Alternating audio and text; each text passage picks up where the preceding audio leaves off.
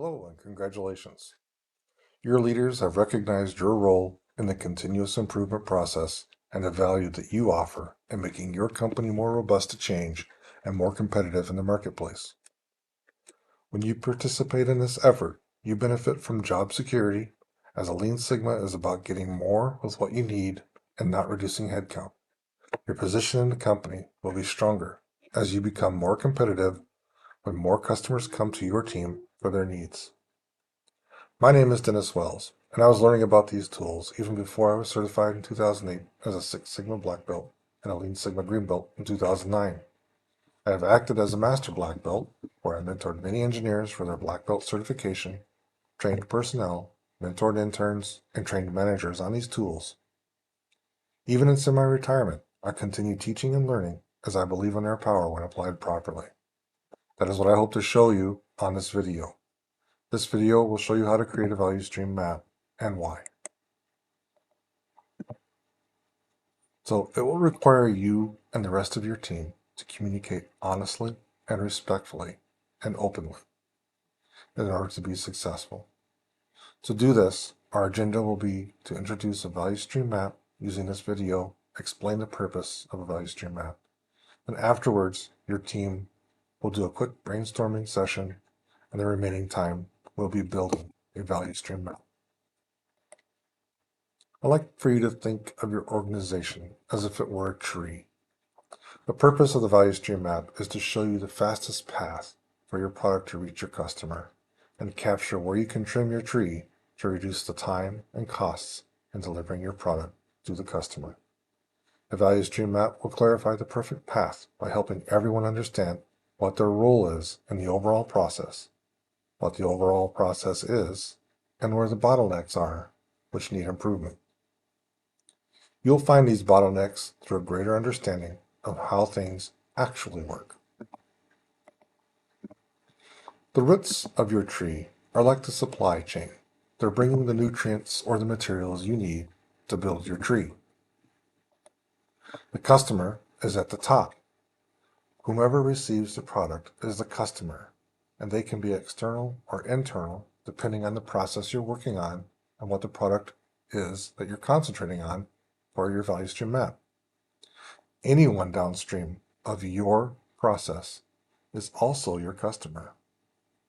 Take a few minutes to think about everyone who may be your customer. You probably have a lot of them. The yellow highlighted area is the shortest path to the customer in your manufacturing environment. This path is what makes your customer, your employees, and your company shareholders and your managers happy. This path is what you want to capture in a value stream map. The other parts will be dealt with later. The branches and twigs are what prevent you from making the most direct path to the customer. They're the things that deviate you or your organization from making your customer happy.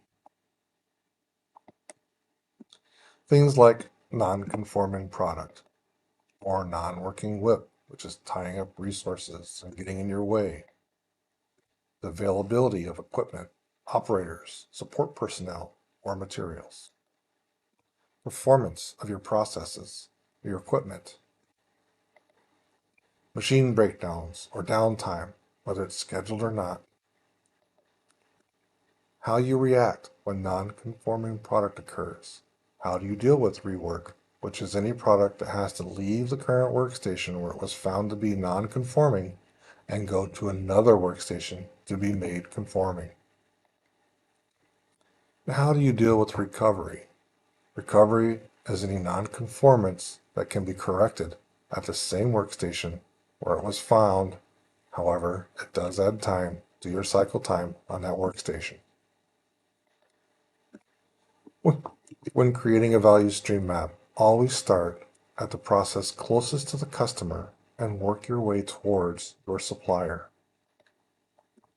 You'll easily identify the fastest path to the customer and trim the branches to reduce the severity and likelihood of deviating from the fastest path. If you begin at the beginning or the base of your tree and you work towards the customer, you run a serious risk. You can easily be diverted and gather too much data all at once. This will cause analysis paralysis. I was once called in to help a group that began at the base or at the beginning of their process. They had a value stream map that was, I swear, more than 100 feet long, and they were using 3.5-inch post-it notes.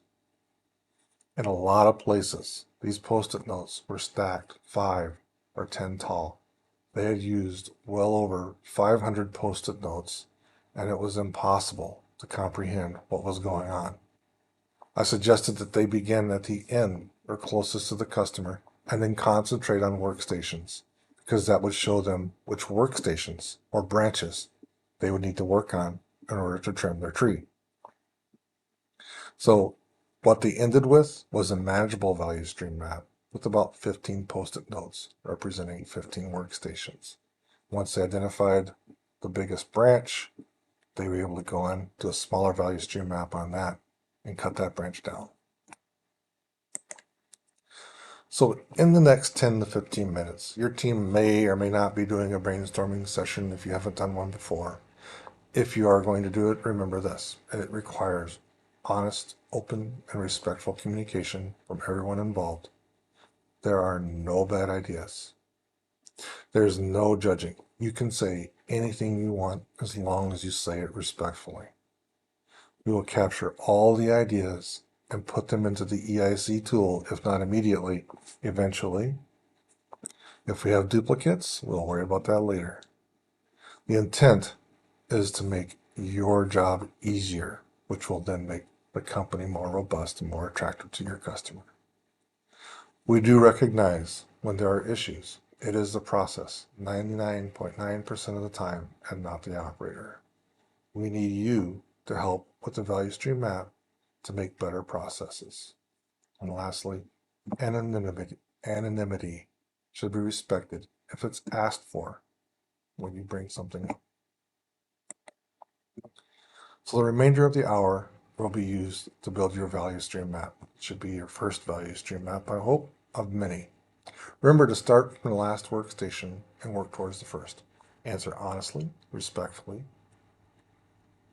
and the subject matter experts need to agree on answers to the questions. When done, your positions will be more secure and less stressful. Remember, a wise person learns from their mistakes, while a genius learns from the mistakes of others. So go out there and be a genius. Lastly, what does a value stream map do? It defines your tree.